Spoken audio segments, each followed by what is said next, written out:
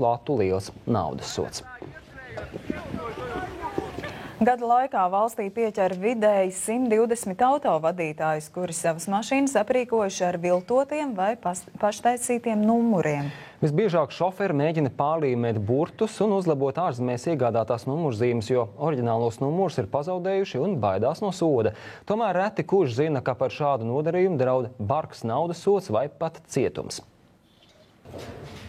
Rīgas motoru muzejā šodien atklāta izstāde, kurā redzams visdažādākās Latvijā atrastās, viltotās un pašgatavotās auto numurzīmes. Viltojot auto numurzīmes, cilvēku fantāzijas lidojumam nav robežu. Piemēram, šī zīme izgatavot no stikla šķietes un pārklāta ar īpašu špakteli. Cilvēki aiz nezināšanas pazaudējot automobīliem numurzīmi, cenšas izgatavot kaut ko pašrocīgi, un jebkurā gadījumā tas tik tiešām arī atsaucās uz kriminālu likumu, un par to pienākās atbildība, un tas nereti beidzās diezgan bēdīgi. Par viltošanu draudz sods 150 minimālo mēnešu algu apmērā un pat cietums. Viltotas un zaktas numurzīmes izmanto noziedznieki ar tām maskējot savus braucamos visdažādākajās situācijās.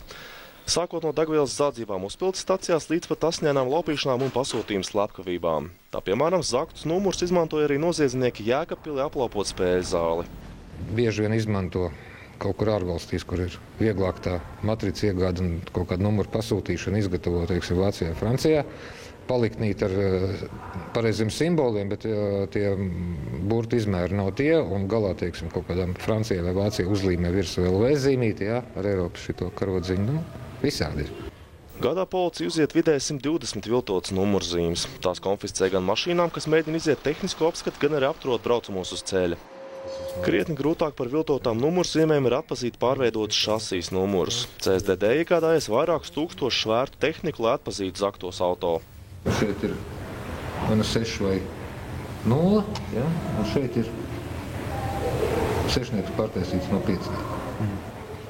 Tāpat ar jaunākiem tehnoloģiju sasniegumiem iespējams atpazīt īstu vadītāju apliecību no viltotas. Jānis Zvērs, Andrejs Skangals, TV3 ziņas.